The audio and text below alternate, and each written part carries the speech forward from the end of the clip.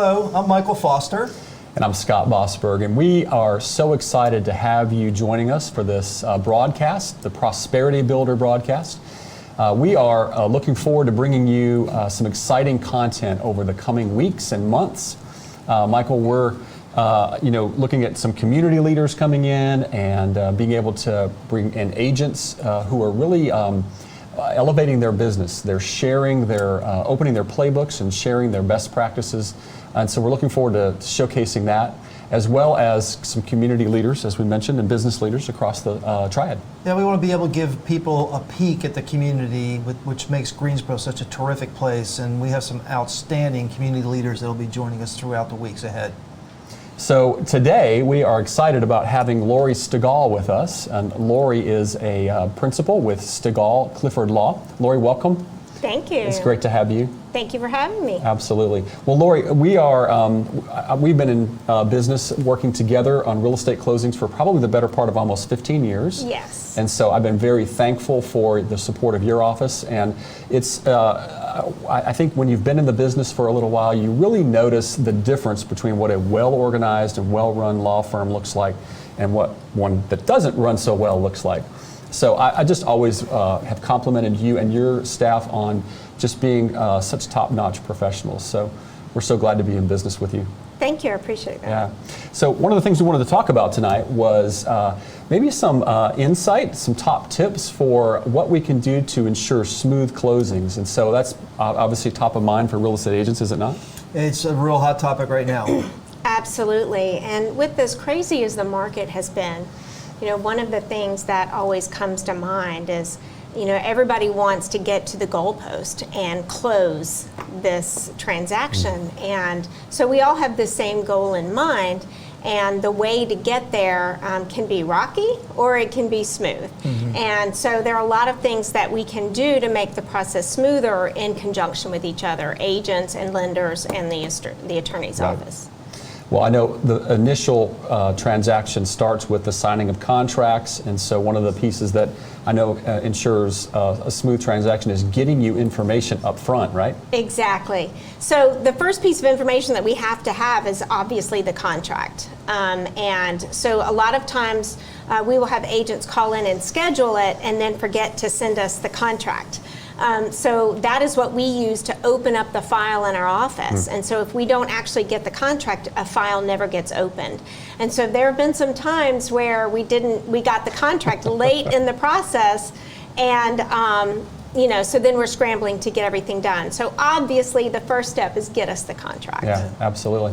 So a silly question, but a simple one. When someone calls in to reference the contract or transaction they're working on, are they referring to the address of the property, their client, or the other client, or both? What is the best way to communicate to you what they're calling about? So I find that agents most often refer to the address. And our software system, the Qualia system that we use, allows us to be able to search either by the name or the address. So we can do either, but we do index our files under name. So it's easier for us if you're referring to the name of your client, right, but we can do either. And okay, I tend to see that realtors usually use the address. Yeah. Yeah, it's what we're accustomed to doing. A lot of times we'll call with our buyers' names, but I know for at least for us, we do a lot of new construction with you. And so yes, is there any really differentiation for you in terms of the closing, that contract to close process when you're dealing with new construction versus, say, a resale property? So in new construction, particularly if you're able to work with a particular builder for a period of time, then it can be a bit more streamlined because you know where the builder is getting their loans and the process, the HOA, all of that. So in many respects, it does help to have that relationship because we can streamline the information that's coming in. We already know from the last one and the one before what we need to do. Whereas on existing homes, it's different from every transaction. So it can be easier with new construction. There's also other things that we have to take into account that have to be done before we can close, and not just the loan package, but is there a CO? is everything done so that it's ready to close? Yeah. And that can usually change the scheduling a little bit because we can't control the weather. Yes, No. that's been true for us in new construction. Yeah. Has been lots of lengthy delays when it comes to materials and supply chain kinds of issues. And so you guys are constantly patient with us in moving dates, which happens a lot. Yes, and you just have to be prepared for that, And truthfully, in this market, with the way that it's been, I kind of tell people, well, closing dates are really more like moving targets anyway, because, the industry as a whole has been just slammed. And so everyone from appraisers to lenders are all at maximum capacity, Yeah. it seems like. So, having a little bit of grace to know that we're going to probably have to adjust a few things just all the way around. So we're shooting for that closing date, but it often changes. Right. So what would your advice be for an agent who's working with a client in this crazy market, and they get a contract and they turn that contract into the other agent? What date should they use for a closing date that if they're going to be working with you, you be comfortable with committing to that kind of a closing date? Well, we can be pretty flexible in terms of setting closing dates. For example, on cash closings, we do need like a minimum of about 2 weeks, and that's just Right. because we need to get potentially HOA information and payoff information, and that can take time. As we've seen, even with this market, it's affecting even getting payoffs. They're taking a bit longer, So that's a minimum on a cash transaction where we're not having to meet a loan requirement. As far as closing for loans, 30-day closings are still possible, but they're hard. So it's a safer bet if you're allowing 45 days for closing. But I understand a lot of buyers are hesitant to do that Right. because they're afraid their offer won't get accepted. Right. Well, that's been a key piece, I think, for all of us, is what terms can we manipulate on a contract in negotiations to help make that work. And obviously, aggressive closing dates sometimes work well for a seller. Sometimes they want something more lengthy. So it's good to know that 45 days, 30 to 45 days is still very doable in the industry. So you guys have been very busy. Yes. I know that. So talk to us a little bit about, I know that you've recently expanded your business. Tell us a little bit about the expansion for Stegall Clifford.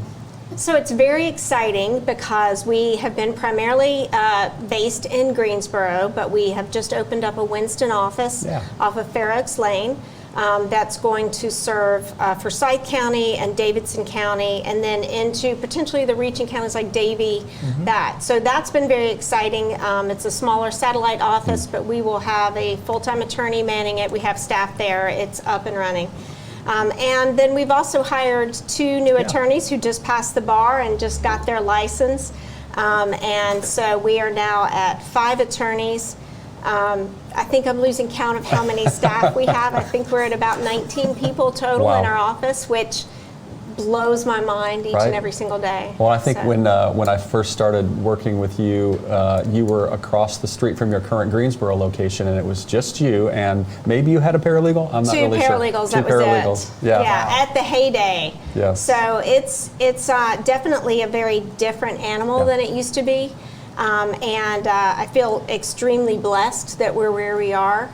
We have, I think, one of the hardest working teams, and I'm so proud of them each and every day for, the time and the effort that they put into it. And we're working, just like you guys, we're working a lot of hours to try to make sure that closings get done and done on time. Yeah. I'm just curious, what's the secret for your firm? Because a lot of closing attorney offices now have been very conservative about not trying to grow in this time of COVID and everything else, and yet you tend to go and be more aggressive, provide more services, and it's providing more growth. So, what do you feel has been the secret for your growth? Well, I think on one hand, Brian, my partner, is very growth-minded, and his undergrad degree was actually in marketing. Oh. So he has that mindset of how to build the business, and he's very anxious to go out and get new business, which has been a great partnership for me because I tend to like to do the work. And so it's been a great fit because he loves to go out and get new business and bring in new realtors, and that's just been a beautiful partnership for us. And so, taking the risk, we were considering Winston office at the beginning of COVID and then tabled it because it just obviously wasn't the right time, and we didn't know what was going to happen. And it was also it was just a blessing in disguise because we were considering actually buying a building and being a landlord and all of that. And I think that dynamic has changed as a result of COVID. So the new office kind of happened organically where we were presented with an opportunity, and it's next door to some agents, and so it's a good fit for us, and it felt like the right time. Yeah, that's awesome. Well, one of the things that sometimes will happen is things fall out of escrow, or you get into some issues with contract language and disputes over he said, she said kind of circumstances. So one of the things that we were talking about earlier was what are the chief things that you see that I guess derail contracts that maybe serve to be referrals for litigation, that kind of thing? So I think some of the big things that we see, and I think we've seen it particularly with as heavy as this market has been, buyers don't have a lot of time to make a decision about buying a house. Right. It is, as a house comes on the market, and at least I think it's calmed down a little bit, but they had a matter of minutes to say, we like the house, we want to put in an offer, because you're sitting there and there's like 20 people still waiting to see it. That's a lot of pressure on a buyer to make a huge decision. So I think that you can have situations where buyer remorse may set in, even in the contract process. The other side of it is that sellers may think, well, maybe I could have gotten more. And so sellers are willing to terminate an offer. I think the biggest things that we see that end up causing us to refer someone to a litigation attorney are an understanding of what is a seller's responsibility in a seller breach and what's a buyer's responsibility in a buyer breach. And title issues and being able to deliver clear, marketable title is the responsibility of the seller. And even though we're in a market where it's still a seller's market and the seller probably has the balance of power, they can't avoid doing the things that need to be done to clear up title on the property. So survey encroachments, deed issues, things like that. And what we've seen is just the sellers maybe have not been willing to address those issues, even though they're required to under the contract. So, we'll get a survey and it's got encroachments, and they'll go, well, we're not going to take care of it. I'm like, you have to. No, you have to. You do. You have to. So on that side, and then from the buyer perspective, just understanding that the contract says as is. And so there's some, I think, maybe conception that they should be able to have everything fixed in a house, and when they run up on issues that they weren't expecting, and it comes down to, was it disclosed? Right. So the residential property disclosure becomes a key piece in that, because what did the seller say? Yeah. Leakage issues, erosion issues, things like that. I would imagine that is more common. We see a lot of that on the front end, with failure to disclose or disputes over where someone feels like someone didn't come across with a material fact and disclose that. So is that, do you see those things before they even come across, to the closing table, where people are, having issue with a failure to disclose? Yes. Yeah. We do get a lot of calls of whether or not this is an issue. So basically, it'll come down to the buyer saying, well, I wouldn't have made an offer if I had known that we were going to have to replace the HVAC unit, or I wouldn't have done this if I had known. And so trying to explain to the buyer that their remedy is to cancel the contract if they're in their due diligence period, sometimes doesn't go over well, because they put out money for appraisals and inspections. A lot of money, yeah. And they don't want to walk away from that. And what they want is the seller to fix it. Right. And this isn't a market necessarily where you're going to get that. because there may have been backup offers or multiple offer situation. And so a seller may be willing to just put it right back on the market and say next. Keep that due diligence money. Yeah. Yes. I bet you run into situations where the agents come to you and say, can you help resolve this for us? But that's not your job. That's the job of the agents between themselves to work out the issues between the two parties involved. And it must put you in a very uncomfortable spot sometimes. It can, from the standpoint of, our duty is to the buyer and to make sure. So, our representation is to the buyer unless we represent the seller in a particular transaction. So I can't give a seller advice if a buyer is being obstinate or stubborn or doesn't want to close. At the same time, I can't tell a seller, okay, you're in breach and this is what's going to happen to you and all of that. What I try to do, because I want to help the agents and we all want the transaction to close, is I'll, offer to email the buyer's attorney and say, this is the situation, this is a seller's breach, the buyer's got these expenses, this is what could happen.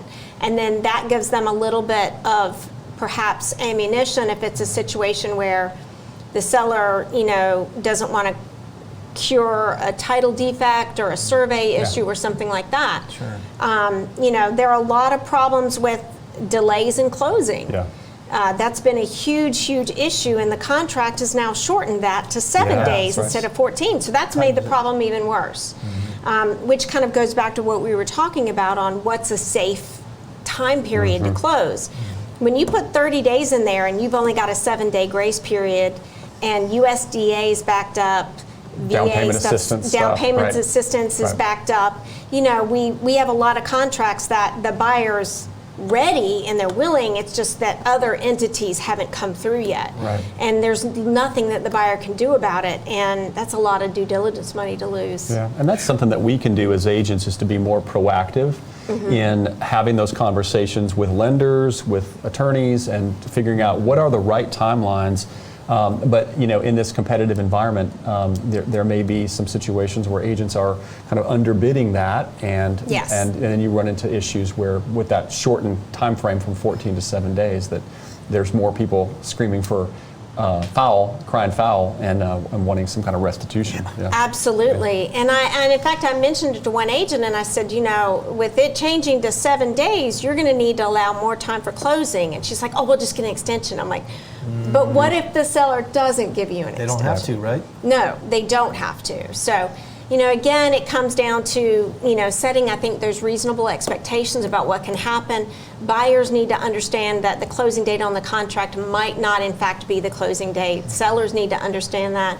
The biggest risk comes when you've got those domino closings where, the buyer is buying, the seller's selling, and then the seller's buying, and then, everything's contingent on each other. Right. And we had one day where it was like 4 transactions all dependent on each other, and that is just nerve-wracking. Yeah. Those are the hardest ones on all of us. Yes. It makes you a little nervous. So I have another question for you. Before I do, I want to just mention to everyone, if you have a question for Laurie, you can text it to 855-939-6273, and we will get those questions to Laurie, and we'll be able to get back to you. So keep that in mind as we're going through this, and you have anything that comes up. But my question is, I've been in your office on a Friday afternoon on the 30th or 31st of the month. What number of closings do you put through your office on a daily basis, particularly toward the end of the month? Toward the end of the month, and also on any Friday. Fridays are always our busiest days because people want to move on the weekend. So we are doing 16 to 20 some transactions in addition to seller signings and things like that. Wow. So it is just a revolving door of people. Wow. And it is pretty much by the end of a Friday, I'm done. Yes. It's wine time. Yeah. I'm definitely not ready to be around people at that Right. point, because I always tell my husband, okay, I'm peopled out. Peopled out, that's right. But yeah, it's a very busy day, particularly end of the month, particularly Fridays. And so those are often the worst times to have those domino closings, or to have a situation where literally the buyer stuffs in a truck in the parking lot. Right. And we got to get it on record. Right. Yeah, those are harried times for sure. Yeah. Do you have any other questions for Lori? Because I got one more. I'm done. Okay. So I kind of want to ask this for everybody, but so if you weren't an attorney, what would your career be? What would you do for a I living? would be a college history professor. Really? Interesting. My dream as a child was to be an archaeologist. Obviously not that practical. But history was my major, and I homeschooled my kids Right. the whole way. So teaching is sort of in my blood too. So how did law come into play? I really am not sure. It seemed like the fallback. Right. And so It's worked out for you. I feel very blessed and very thankful. Yeah, well, you have a fantastic staff, and just I think you're the cream of the crop in terms of the triad attorneys. So thanks we so much. have the best team, and I'm so thankful for it. Yeah, absolutely. We'll give you a little bit of hope. We have a very good friend, John Robinson, who was the editor-in-chief of the Greensboro News and Record until he retired a number of years ago. And he is now a professor of journalism at UNC. So you could always do second something like career. that. That's a second career someday. Yeah. Yeah. Take us out, Michael. Yeah. Well, I really want to appreciate the time you've given us today, Lori. It's been terrific to learn what we've been able to learn, understand a little better about how we can work better with closing attorneys in our business. And I just want to thank everybody for listening in, and we'll hopefully be able to keep this going. And we have several more episodes coming up over the next 3-4 weeks and months ahead. So hope you can join us. Again, we're the Prosperity Builders, and we thank you for joining us.